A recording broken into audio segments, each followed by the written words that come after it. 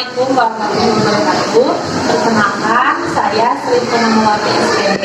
Saya merupakan pembimbing literasi dari SDN Banjaran 5.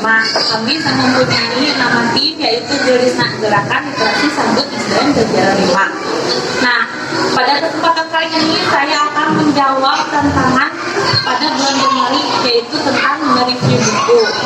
Nah, saya mereview dengan tim yaitu dengan teknik AI. Yang pertama, ada alasan mengapa saya memilih buku ini, buku Tokoh Kalpataru di Desaku, yaitu yang pertama alasannya saya tertarik dengan Kalpataru. Kalpataru kan merupakan sebuah penghargaan yang diberikan kepada tokoh seperorangan ataupun kelompok tentang melestarikan lingkungannya. Nah, saya tertarik untuk itu.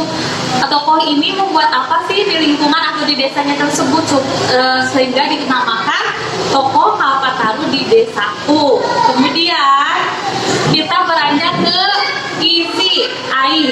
Isinya yang menarik. Yang pertama, buku ini dikarang oleh Nyonya Amalia Rosalia pada tahun 1988 dan diterbitkan oleh Tiga Serangkai. Buku ini cetakan yang pertama. Di dalam buku ini ada beberapa tokoh. Yang pertama ada Pak Tohir selaku tokoh utama, ada Bu Tohir selaku istrinya, kemudian ada Beni selaku anak yang pertama, dan yang kedua yaitu ada namanya Yani, yang ketiga yang terakhir ada namanya Yayan, kemudian ada Pak Mantri, kemudian ada Pak Diro yaitu tetangganya Pak Tohir, kemudian ada Pak Darso. Pak Darso merupakan petugas pertanian. Nah, isinya yang menarik dalam buku ini, awalnya keluarga Pak Tohir tidak mau mementingkan tentang kesehatan, tentang kebersihan, selalu abai. Suatu ketika Beni dijauhi oleh teman-temannya karena Beni bau bajunya karena tidak dicuci.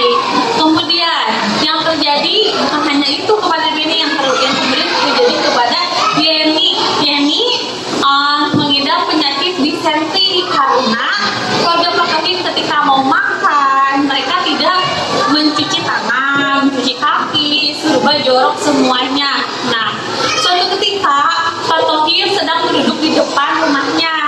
Kemudian Pak Diro melewat. Kemudian Pak Tohir bertanya, mau kemana Pak Diro? Saya mau ke balai desa, ada kelompok belajar. Nah, dari situ Pak Tohir tertarik, saya ikut.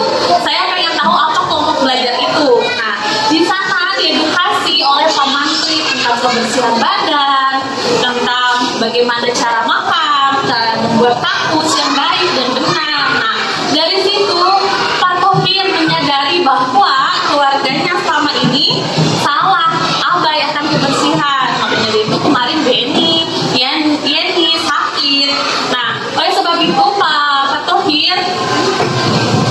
Tohir menginformasikan kepada keluarganya bahwa kita harus berubah, kita nggak boleh seperti kemarin supaya kita hidup sehat, terhindar dari segala penyakit. Makanya dari situ Pak Tohir memulai berbenah dari rumahnya dulu. Nah, rumah Pak Tohir sudah bersih, kemudian ke lingkungannya bau, banyak sampah. Nah, dari situ Pak Tohir berbincang dengan Pak Darso bagaimana cara menyikapi sampah yang tersebut dengan cara yang bau itu. Nah, Pak Tohir dan Pak Darso memberikan edukasi, memberikan informasi kepada Pak Tohir bagaimana kalau dibuatkan pupuk kompos. Nah, sehingga lingkungan area Pak Tohir menjadi bersih karena Pak Tohir membuat sampah-sampah tersebut menjadi pupuk kompos. Jadi Pak Tohir mendapatkan gelar Kalpataru karena itu semua lingkungan